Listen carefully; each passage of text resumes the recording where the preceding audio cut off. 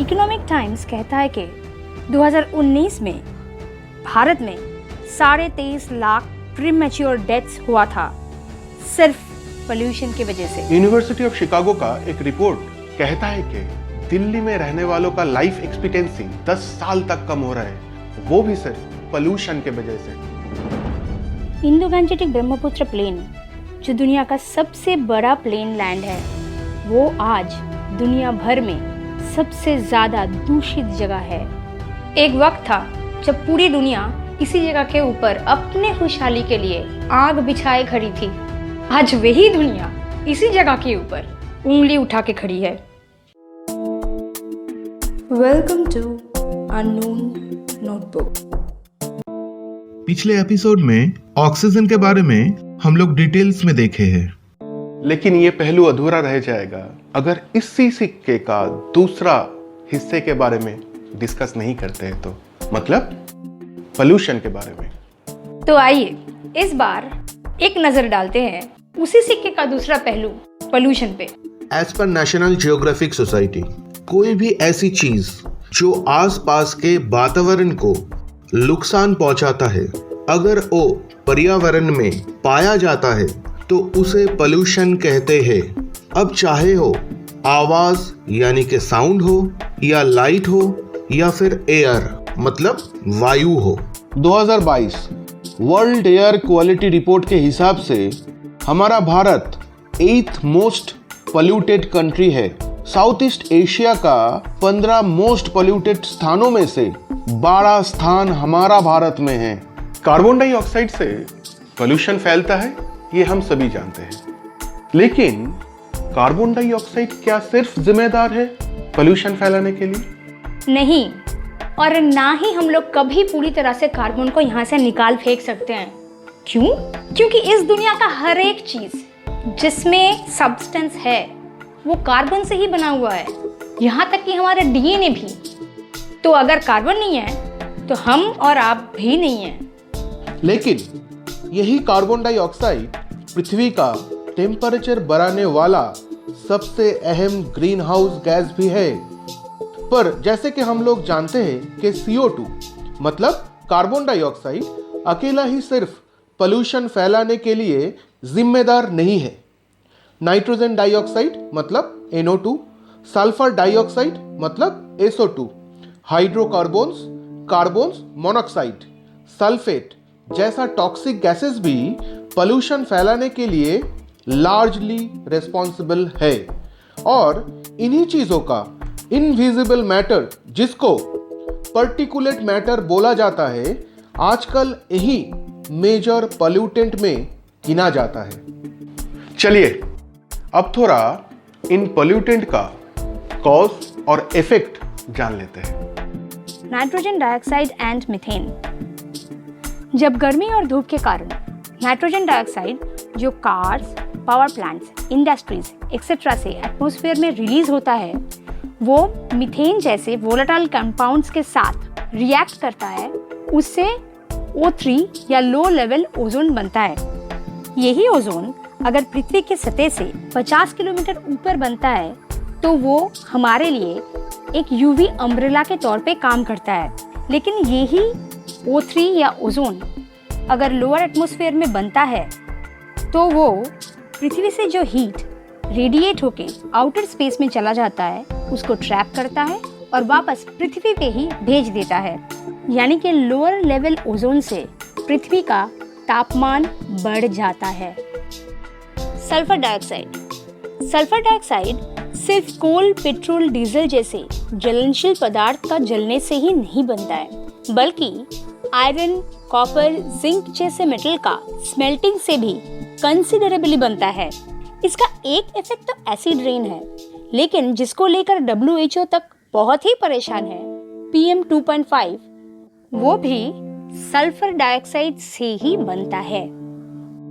PM 2.5 के बारे में अभी थोड़े ही देर में डिटेल्स में बात करते हैं। क्यों? क्योंकि यही वो चीज है WHO जिसको 5 मिलीग्राम पर मीटर क्यूब के हिसाब से सेफ बोलता है, और भारत इसी में 53 मिलीग्राम पर मीटर क्यूब का एक आंकड़ा जमा करके महारत हासिल कर लिया है। अब बात करते हैं कार्बन मोनोऑक्साइड के बारे में। कार्बन मोनोऑक्साइड मतलब CO एक colourless, odourless, tasteless toxic gas है जो डायरेक्टली ग्लोबल वार्मिंग के लिए जिम्मेदार तो नहीं है, लेकिन ये वो गैस है जो एटमॉस्फेयर के बाकी पोल्यूटेंट गैस के साथ रिएक्ट करता है और एटमॉस्फेयर नेचुरल क्लियरिंग में बाधा डालता है। इसका इफेक्ट तब पता चलता है जब किसी छोटी जगह या एरिया में अगर कार्बन मोनोऑक्साइड का मात्रा अतिरिक्त हो जाए तो ये डायरेक्टली ब्लड के साथ रिएक्ट करके कार्बोक्सी हीमोग्लोबिन बनाता है। ये कार्बोक्सी हीमोग्लोबिन ब्लड में ऑक्सीजन कम कर देता है, जिसके प्रभाव से बॉडी और ब्रेन सेल को सीरियस डैमेज पहुंच सकता है। लेकिन ये बनता कैसे है? जब कम एयर या फिर ऑक्सीजन के कारण कोल या फिर फॉसिल फ्यूल का इनकम्प्लीट कंबशन होता है तब। अब आते हैं पार्टिकुलेट मैटर के बारे में। सबसे पहले समझते हैं कि ये PM 2.5 होता क्या है। PM 2.5 या फिर पार्टिकुलेट मैटर 2.5 कुछ एक्स्ट्रा फाइन माइक्रोस्कोपिक पार्टिकल्स होते हैं जिससे सीवियर पोल्यूशन और हेल्थ इश्यूज होता है। कितना छोटा होता है ये PM 2.5? फाइन सैंड या फिर बालू का एक कण 90 माइक्रोन डायमीटर या फिर 90 माइक्रोन्स का होता है। हमारे सर के बाल कुछ 50 से 70 माइक्रोन्स के आसपास होता है। नॉर्मल एयर डस्ट और पोलन होता है 10 माइक्रोन का।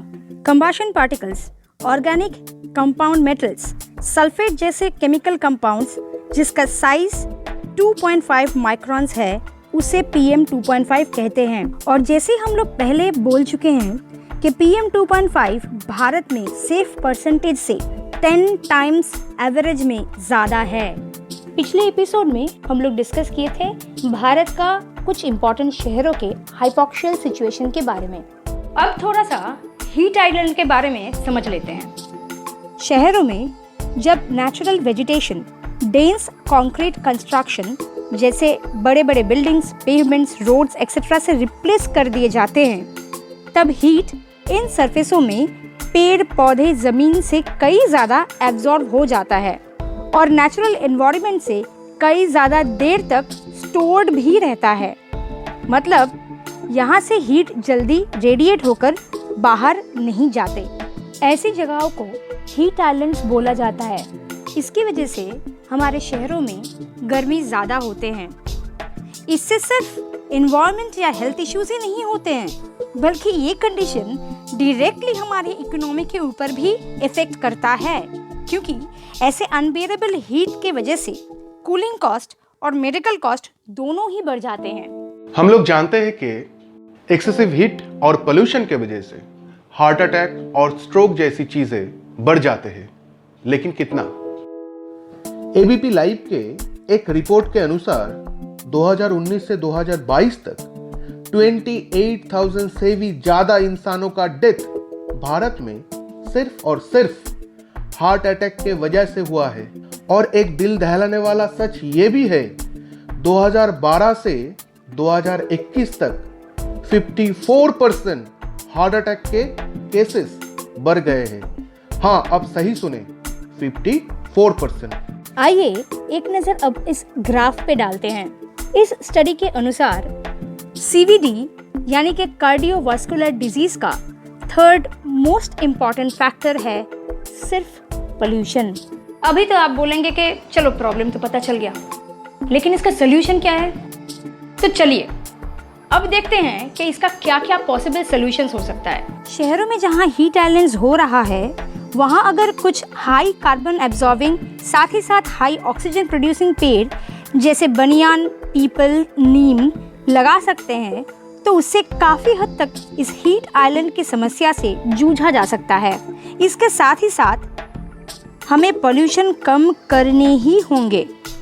इलेक्ट्रिक व्हीकल्स, बाइसाइकिल्स का यूज़ इसमें काफ़ी हद तक हेल्पफुल हो सकता है।